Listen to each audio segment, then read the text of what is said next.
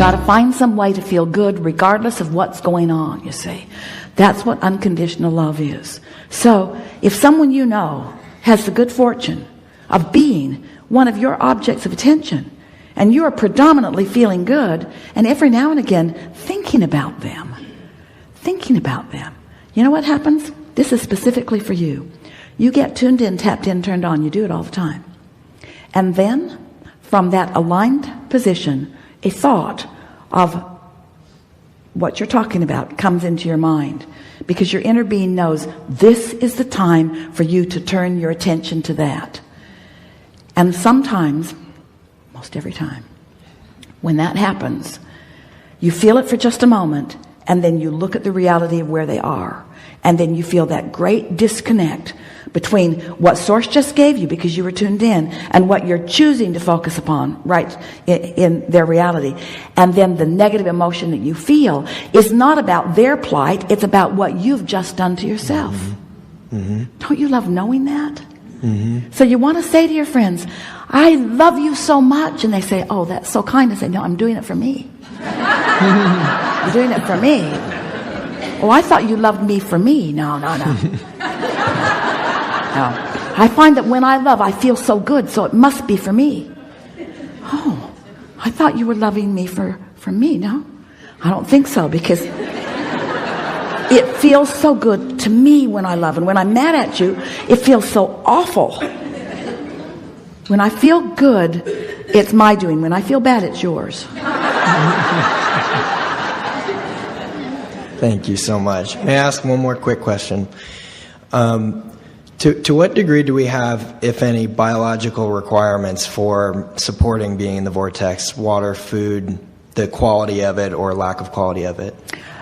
Well, there are some, and because you are comprised of trillions of cellular consciousnesses who are advocating for their own well-being. So they are asking for what they want and need to thrive. And when you are in alignment, you are receptive to that, and you just naturally gravitate to the things that help them to thrive. Your body is a veritable chemical factory as well. And so this cellular machine that is you is producing whatever it needs and asking for the ingredients from wherever. And so if the happier you are, and the more you're following your natural inclinations that feel good, not guiding yourself from what you shouldn't do, but guiding yourself from what feels good, in time you'll find yourself fulfilling those requirements. But rather than the word requirement, we want to use the word request, because the cells of your body are so flexible. They are so adaptable. They are so in sync, and there are so many of them, and they can borrow from each other, and they can give to each other. In other words, the community that makes up your physical body is extraordinary, you see. And so if you could just mind your own business and stay out of the way of that, in other words, just be happy and let your body do what it does. Do you ever feel the impulse? You get in your beautiful car. Do you ever feel the impulse, I better get under the hood and be part of the engine? It might need me.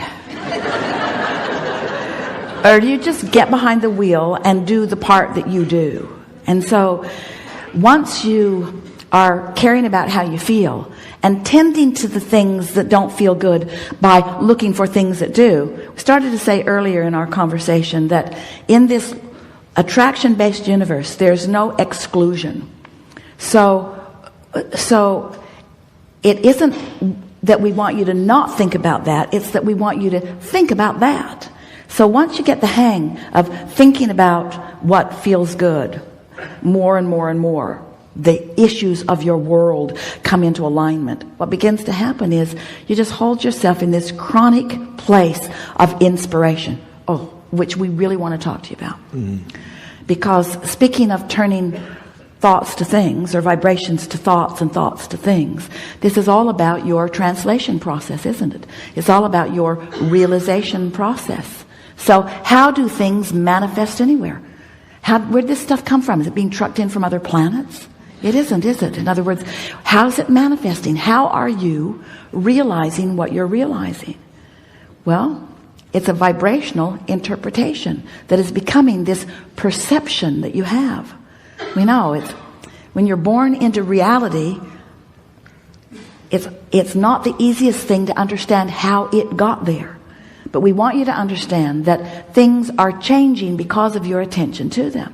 So as this vibrations are turning to thoughts, and thoughts are turning to things, the emphasis that we want to place is upon your realization. So we want to talk about the manifesting process. What is the process of manifesting?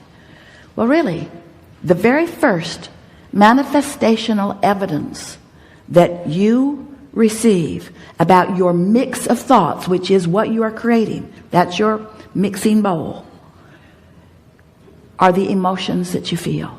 An emotion, what could be more manifested than something that you feel so powerfully? And when you think about it, just a little aside, everything that you or anyone wants or has ever wanted, you want because you believe you will feel better in the having of it. Whether it's a pile of money or a material object or an event or a circumstance or a relationship, everything that you want is because you think you will feel better. Well, when you think about it in the way we're presenting it to you here, one of the first things that manifests is the emotion.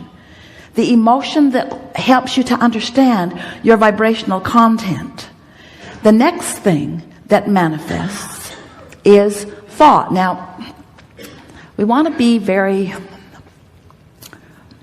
vibrationally accurate. You have a thought and then you have an emotional response to it. So really the thought and the emotion are happening simultaneously. But we want you to notice first the emotion and then put the emphasis upon the thought that has caused the emotion. It'll be a really good way for you to perpetuate this momentum because more momentum, then it easier it is for you to continue this thought.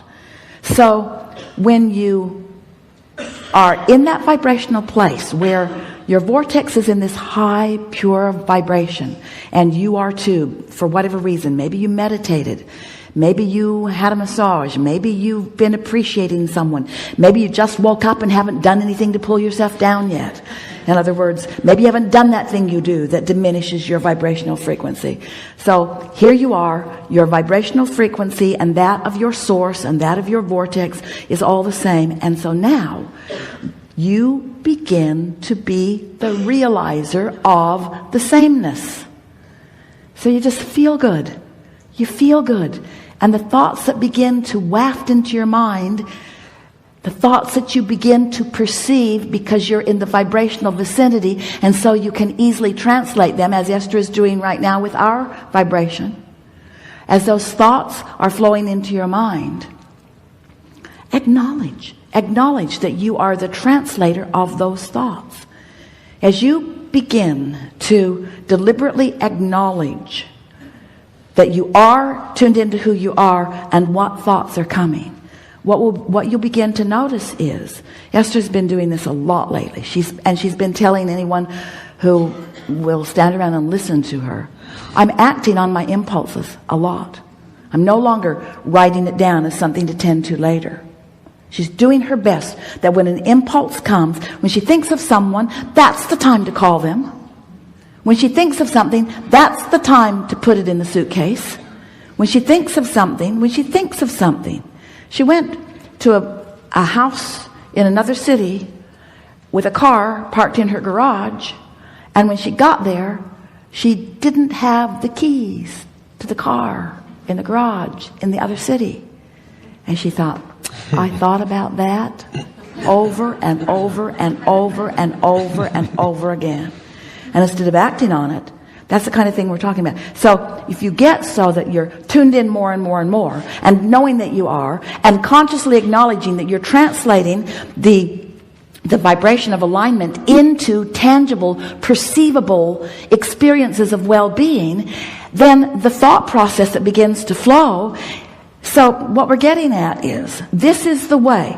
The cells of your body have been launching rockets of desire into the vortex too. Your cells have created a vibrational version of you. Which you are not helping them live sometimes. But when you're tuned in, when you're feeling good, when you're using every excuse that you can to feel good, when you're feeling good and then you're following the impulse, you're acting on the impulse, it's our promise to you. You're going to give them what they want. You're going to give them what they want when they want it. You're going to find yourself as this vital, efficient, good feeling, tuned in, tapped in, turned on, extension of source energy. You are translations of source energy. And the way you feel and how it's turning out is the evidence of what kind of communication you got going on, you see. Thank you so much. You never get in your car, set the radio dial on a station that you don't like, and then demand that they play the songs you want to hear. I've been listening to you all day, and all I'm getting Spanish stuff. Spanish. I'd like something in English, please, and something popular. You don't demand, you tune. You tune to the frequency that allows you the receiving of what you're looking for.